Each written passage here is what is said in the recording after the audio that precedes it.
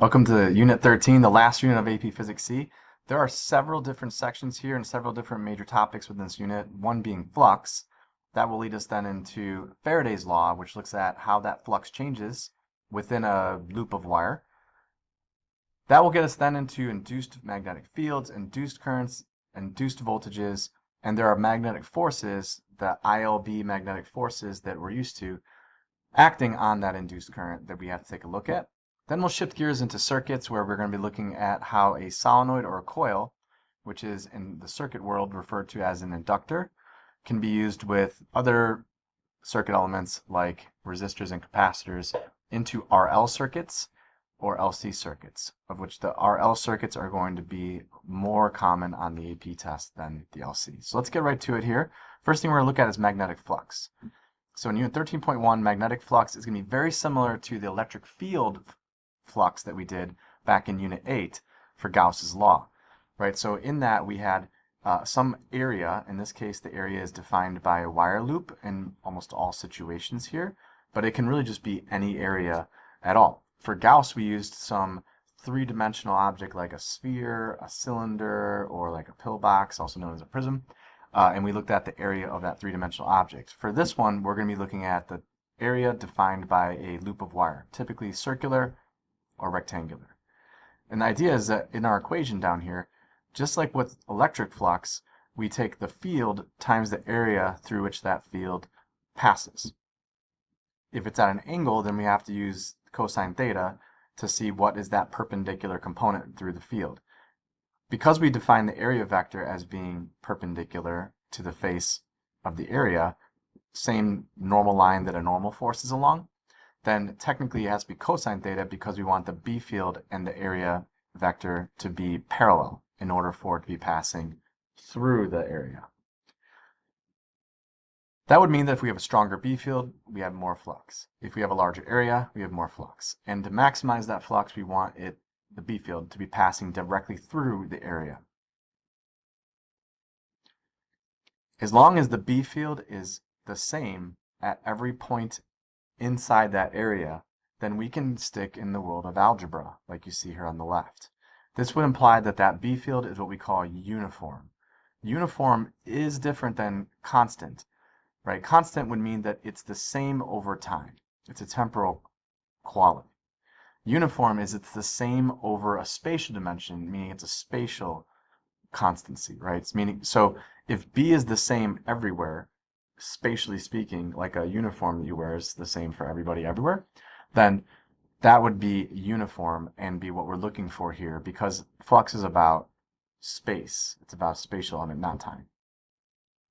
If you're given magnetic field as a function of distance, for example, like r or x, like b as a function of r, not to be confused with b as a function of t, right? Because we're dealing in the world of spatial dimensions here. So if it's b as a function of r, then that might mean that the area to one side has more magnetic field than the area to the other side, for example. So in that case, we would have to integrate it over dA, and we'll look at an example of that here in a moment. It could be as simple as just doing algebra on this, where the magnetic flux, right, is going to be some constant value times a constant area. And if that's the case, then we would have a constant flux. And that's pretty much the easiest mathematical situation we can get.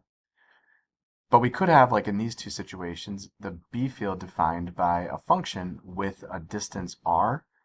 And if that's the case, then we have to integrate it, right? So we have to start with our integral form. We have to define dA as being a piece of the area at a distance r away. So we're going to look at then, this is a circular loop of wire. So we're going to do a circumference, which is a single dimension. And to give it an area, we're going to give it a thickness dr. So it's 2 pi r is the circumference around, and the thickness is dr. We've done that several times with other units within the unit, semester 2, right? In this example, we have a rectangular wire loop, and the source of this magnetic field is this infinitely long current. So using Ampere's law, we know that the B field that encircles an infinitely long current is mu naught I over 2 pi r. So that's our function that we have for B as a function of r. And we can use that in our integral using, again, that same premise for how we get dA. In this case, it's a rectangular area. The length is b, and the distance along that radius would be dr. That would be the thickness of that rectangular dA. So little b times dr is our dA, our area differential. And then we just integrate this in again.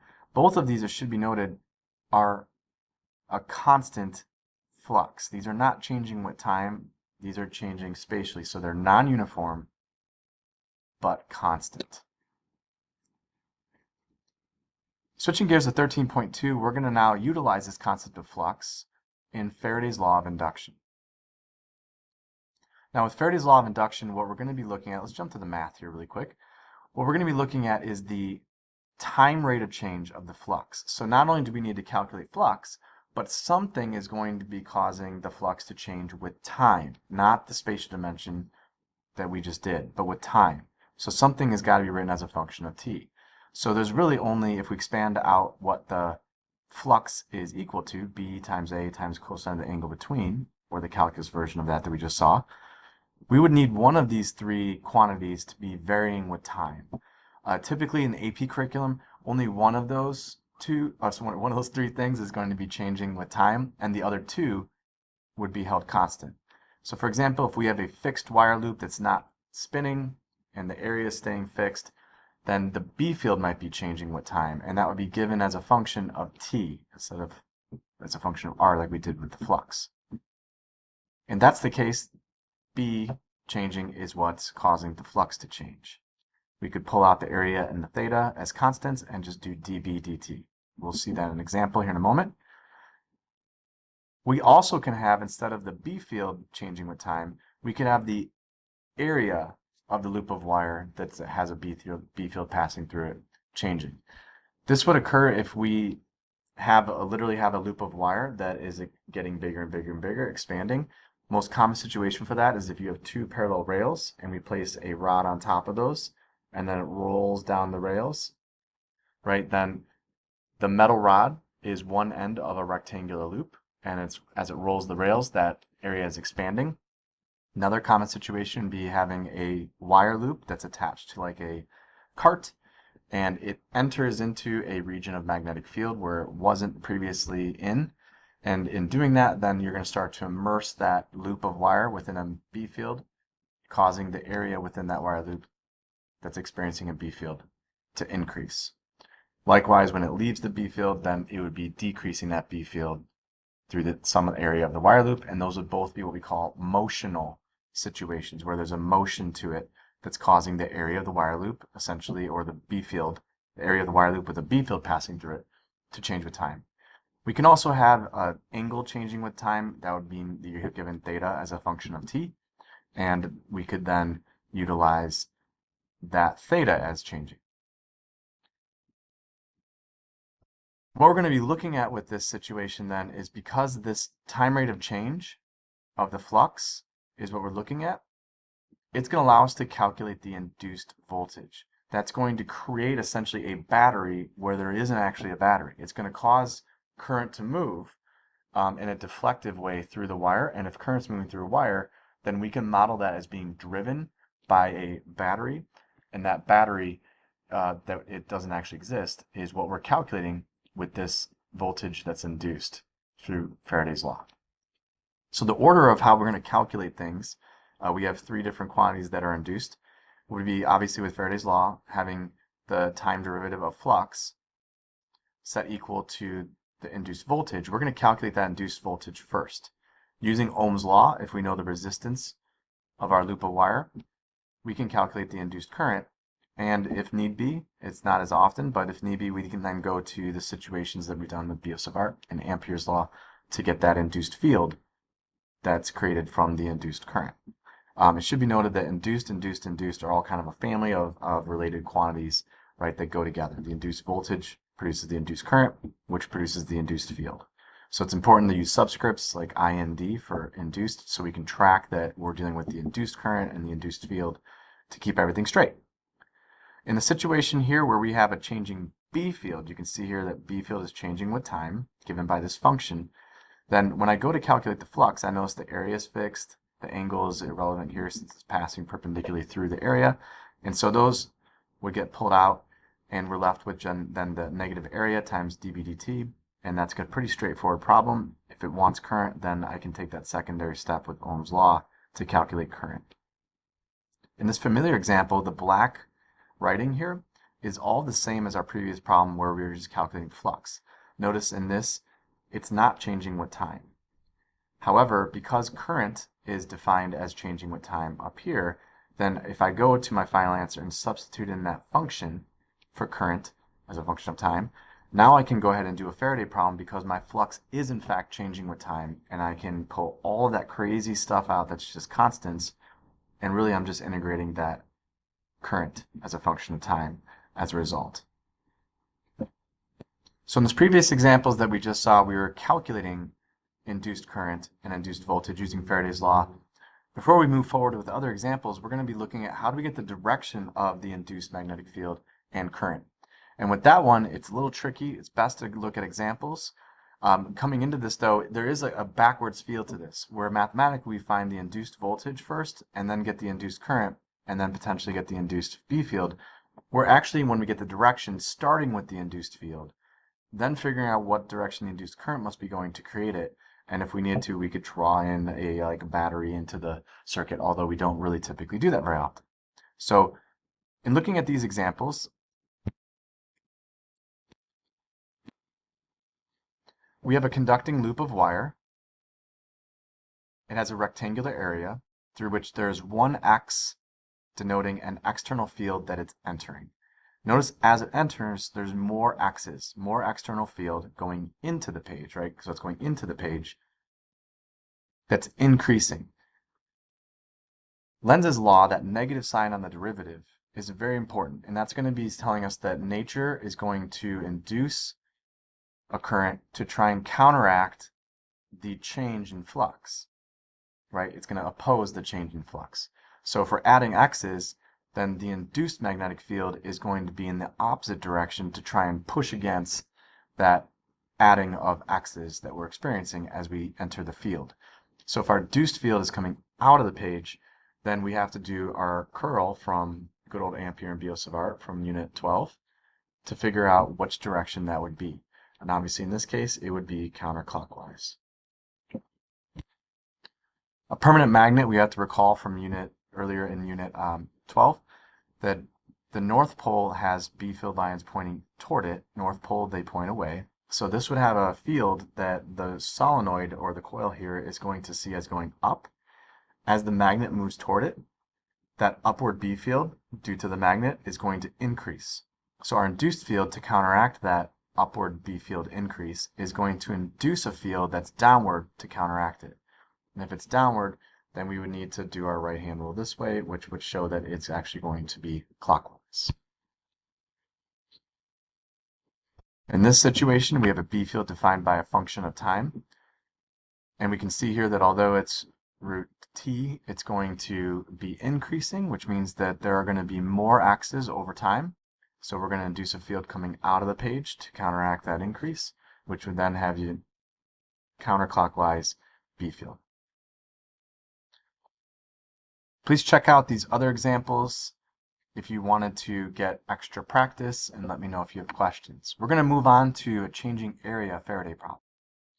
And with the changing area, we want to clarify that we have a loop of wire, and the area is defined by the area within our loop of wire where the B field is passing. So we don't have to use the total area of the loop of wire unless the B field is completely within that entire area. If we're only enclosing part of that loop within the B field, then the area will be defined by the yellow shaded part where there's area within the loop that is experiencing a B field. So we're going to start with the same Faraday equation that we had, but notice here that the B field is going to be remaining, in this case, uniform and constant, but it's the area that is within that B field that is changing with time.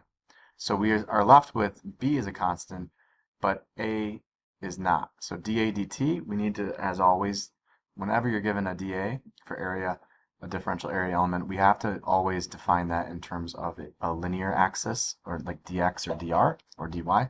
So in this case, the length is L, and along the axis that it's moving, we would use a dx in this case, because it's an x-axis. So L dx is dA. L is constant, but dx represents the thickness of how much we're adding of area in the B field. So dx dt we actually could define as instantaneous velocity. So this is what we call motional EMF, meaning it's depending on the motion. And that means that we have a velocity dependent voltage. So the quicker this thing's moving in, the bigger the voltage, which means the bigger the induced current, right? And so if we use Ohm's law to get that induced current like we're used to, then we can see that we have a velocity dependent induced current. This is something that we want to have easy access to. It comes out a lot, but we cannot start derived problems with this expression. We would need to start with the most fundamental version of it, which would be Faraday's law like this.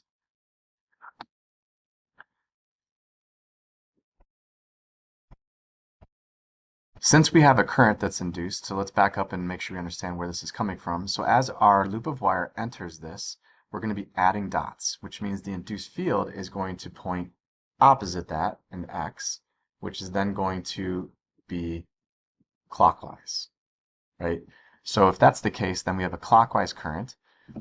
Only the front end of this, where it's highlighted yellow, is inside this external field, and now we have an ILB situation here. So I is going to be going this way, the current is going down, right? The B field is going out of the page, so I'm going to try and rotate like this, right, where it's like this, right? And that means that the B field should be pointing to the left. It's always going to exert a force. The B fields are always going to exert a force on the induced current that tries to slow down the loop that's entering it. If it sped it up, it would be increasing the flux, right, making it even worse, and nature opposes it. So whether it's entering a B field or whether the loop is exiting a B field, our magnetic force, according to our ILB equation, should always go against the velocity to try and slow it down. From a magnitude standpoint, we would be using ILB. We're looking at the induced current as our victim, feeling a force from the external field, and we could calculate the force from that. Should be noted this is a velocity dependent force, and from unit 2 in forces, where there's differential equations due to air resistance and resistive force, this would be an example of resistive force in that exact same way. We could do a differential equation.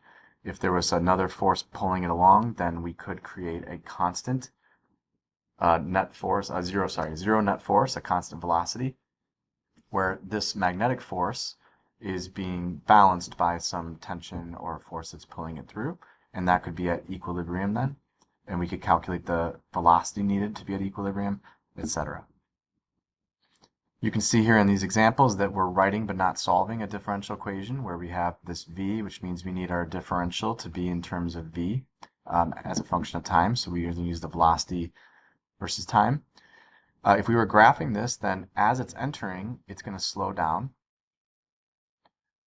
While it's immersed and the area that it's experiencing the B field is completely immersed and not changing because it's completely immersed, then it's going to remain at a constant speed. And then again, it would slow down as it exits and likely not stop, so I didn't want to get all the way to a zero speed. The acceleration is going to be lessened and lessened as our velocity is lessened. Right? As our velocity decreases, our force decreases, which means our acceleration is going to decrease. Once it's fully immersed, there is no magnetic force. And then it should be following suit as it leaves. Now we're going to completely switch gears when we look at unit 13.4, 5, and 6. These are going to be now circuits. So inductors, which are going to be solenoids in a circuit, you can see a bunch of them pictured right here. All what these do, these are all just wires. They're just coils of wire. So they don't do anything to the beginning or end of the circuit in terms of affecting its outcome. They don't affect the ending value for current, for example. They don't affect the ending amount of charge on a capacitor, for example. All they do is make changes, like when you flip a switch or when you discharge a capacitor or when you like do anything, you turn off a circuit. It just makes those changes occur gradually, or they're going to be like exponential rise, exponential fall, like we saw with the RC circuit graphs. When it comes down to it, if you can remember anything that will help, since these are just wires, the steady state is always going to be modeled as inductors are wires.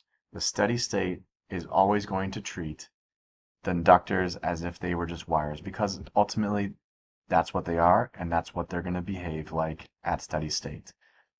Now the initial state is going to be whatever it was before you tried to change it. If the circuit was off, then the immediate current when I flip it on is going to remain 0 because we're now going to do a gradual change, and the inductor is simply going to turn into a wire at steady state. There are now a lot of equations we can use for these different circuit elements, so it's good to kind of follow a pattern here. Notice that the capacitance, resistance, and inductance are all dependent only on their construction, or only on their structural elements, right? Their areas, distance, material they're made of, lengths, right? That kind of thing. So for us, mu naught being a constant, meaning that's the material inside the inductor, assuming it's just air filled. If you put a iron core or something, they would have to give you a mu value to use instead of mu naught.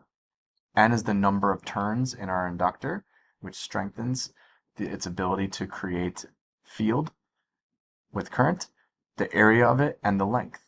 Notice for a resistance, this is typically for a wire. It's the material, the resistivity rho, the length of it, and the area. For capacitance, area, the material in between, the dielectric, the spacing between the capacitor plates, right? So these don't depend on voltages, current, charge, etc., right? These only depend on the spatial dimensions.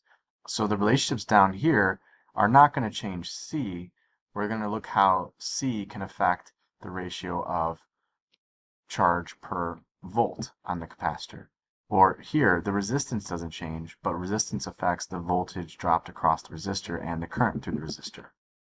It should be noted here that I have it written here in terms of voltage because I want to make sure we understand the voltage across the capacitor depends on how much charge you have. Separation of charge is, of course, voltage.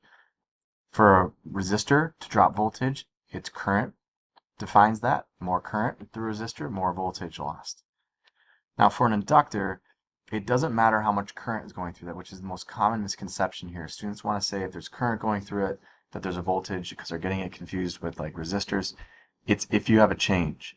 So if we think about it, the biggest change is going to always occur at the initial state. So it's always going to have a voltage at the initial state because that's when the change is occurring. At steady state, by definition, there's no more change because it's steady state.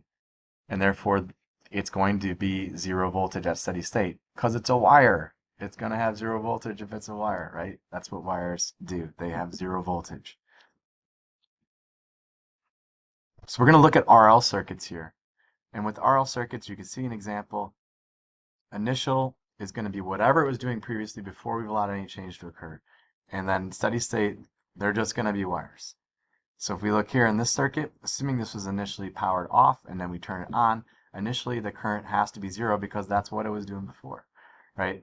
And so now the voltage across the inductor will always be at a maximum at time 0, right? Now if we needed to, we could write that voltage as L di dt. Depends on if we want to create a differential equation, right, or not.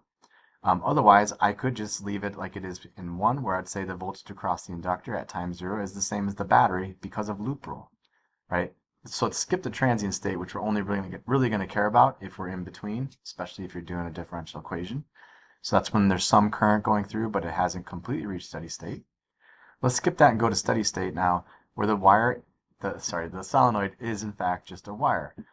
It's reached no more change, so there's no more voltage. And now we're just to a simple single resistor circuit. If we need to look at the energy stored in an inductor, that is stored in the magnetic field. So that does need a current to be passing through it to be storing energy, and this would likely be a sub and solve or functional dependence type of problem. I wanted to show a quick example here of an RL circuit that's a little more complicated by adding this extra resistor to make sure that we're seeing a pattern here.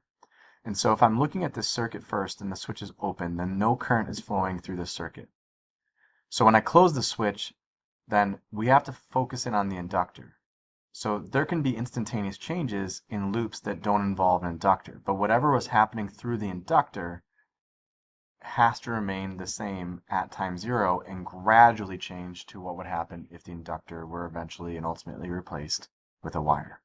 So if we close this, let's see what's going on. There was no current going through the inductor previously when it was an open switch. So closing the switch at time zero, there would still be zero current going through the inductor, which means that there's no current going through this 20 ohm. But since we do have a closed loop over here, there would be a current that's existing in the circuit through this loop, which would be 12 volts over 30 ohms. At steady state, if this is now a wire, now I have a parallel circuit between R1 and R2, where now, again, our inductor is a wire. And so you can see that that's going to be the case as we do this problem.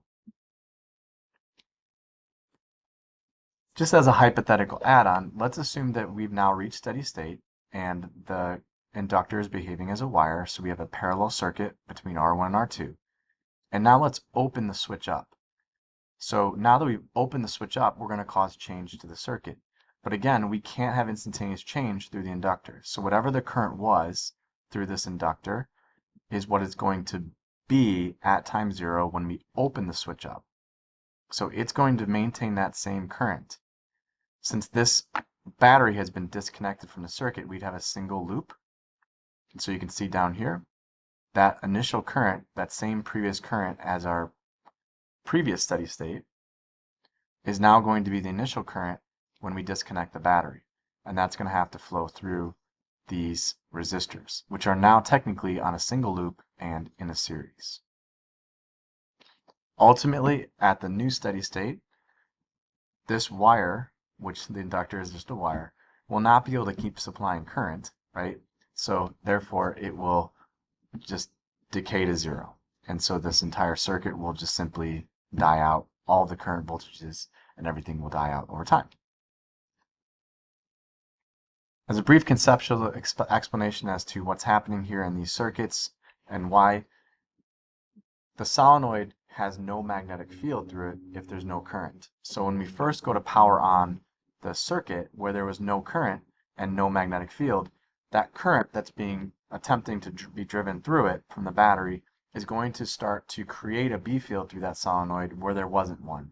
By nature opposing that, it's going to try and push charges against the current, creating like a battle, right? Now eventually the battery is going to win. So at steady state, ultimately the inductor is going to behave as a wire. But that opposition to Lenz's law is to a change in the magnetic flux through that solenoid as we go from zero current to some steady state current is going to be opposed and create this like exponential acquisition of current. When we go to turn it off, now there was a magnetic field and a current going through it. And so if we're trying to now remove that because we disconnected the battery, then the energy that's stored in the magnetic field is going to be utilized to put back the lost current until it runs out of energy, at which point the circuit loop is dead. Lastly, in Unit 13.6, we have LC circuits. These are not a big focus and not super common on the AP exam. They pop up sporadically, but definitely not at the same abundance as you'd see RC or RL circuits with this. So we can start really anywhere, but these are going to be oscillatory circuits. And so the idea, let's just start here where we have a charged capacitor. So a charged capacitor is going to be functioning as a battery. It's going to want to send current around as it discharges. There was previously no current and no magnetic field. So as it discharges, it can't do so instantaneously. It's going to be opposed by this opposition to now an increasing B field in the solenoid, in the inductor. So eventually, once it has fully discharged, then now we have a B field here and nothing driving, no separation of charge driving a current. So now the B field is going to turn off. However, if you turn off the B field, the induced B field is going to try and restore that. So the energy stored in the inductor magnetic field is going to then try and keep that current going. And in doing so, it's going to start to charge the capacitor with an opposite polarity. Now the positive side's in the bottom. And once it runs out of energy, the capacitor is going to be back to fully charged. So in that case, then it's going to then send current around the other way, and it just repeats as a flip-flopping circuit, or alternating current to some degree, although alternating current is not part of the AP curriculum. If we apply a loop rule to this, we can create a differential equation that allows us to model this in the same method that we used to model these different simple harmonic oscillators in Unit 7, but with an LC circuit. That just derives these equations, so it would be a very advanced topic to show these derivations. If you're trying to get a 5 in the exam, you probably want to familiarize yourself with these derivations. Really, we're just going to do loop rule, just like we would with any differential equation that we're dealing with circuits like RC and RL. We're going to replace, since we have Q, we're going to replace di dt with the charge, the second derivative of charge with respect to time. And then that can be modeled and matched up with our other simple harmonic oscillators that have that same format, and that allows us to get the angular frequency and period of the flipping and flopping of our alternating current. We should be prepared to use these equations as like sub and solve, as functional dependence, etc. At a minimum. All right, we did it. Let me know if you have questions.